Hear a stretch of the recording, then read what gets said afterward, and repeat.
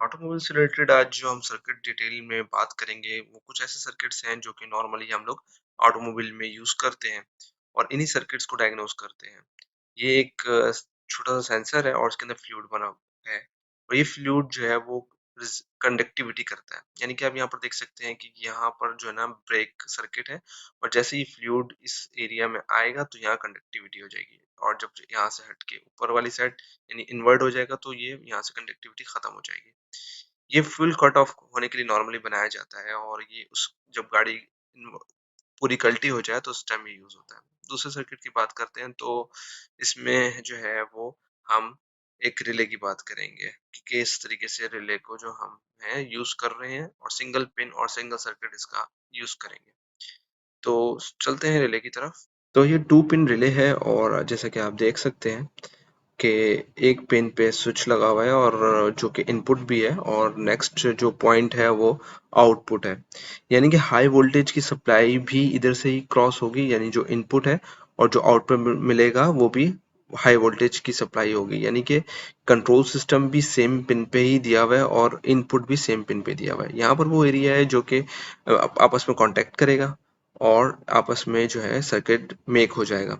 नीचे आप कॉइल देख रहे हैं, कॉइल जो है वो मैग्नेटाइज होगी, ये मैग्नेटाइज होगी स्विच ऑन होने पर और जैसे ही स्विच ऑन होगा तो ये आपस में कॉन्टेक्ट्स मिल जाएंगे और सर्किट क्लोज हो जाएगा। यहाँ सर्किट क्लोज होने से हमारे रिले जो है वो 12 वोल्ट का सप्लाई करने लग जाएगी।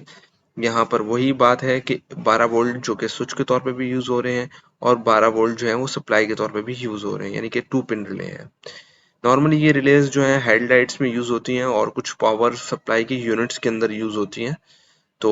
और समटाइम्स जो है आप इसको देखेंगे कि स्विचेस में जो है ये लगाई जाती हैं एक्सटर्नल कुछ जो है सिस्टम को कंट्रोल करने के लिए या हाई वोल्टेज को कंट्रोल करने के लिए ये वाली रिले एक्सटर्नली लगाई जाती हैं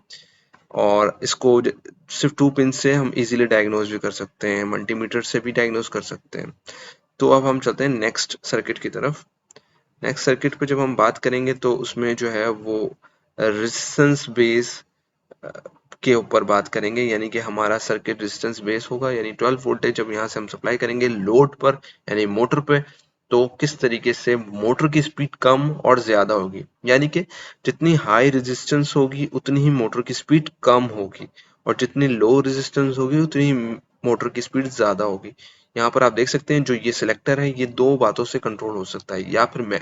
ये ECU कंट्रोल करेगा या मैकेनिकली हम लोग कंट्रोल करते हैं। नॉर्मली हम लोगों ने देखा होगा ब्लोअर मोटर को जब हम कंट्रोल करते हैं हाथ से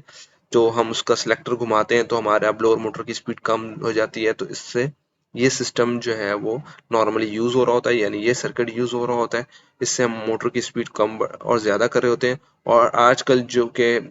टेक्नोलॉजी वाली गाड़ियां हैं तो उनमें जो है वो ECU या ECM कंट्रोल कर रहा होता है। तो अब तक के लिए इतना ही, मिलते हैं नेक्स्ट वीडियो में, तब तक के लिए अस्सलाम वालेकुम।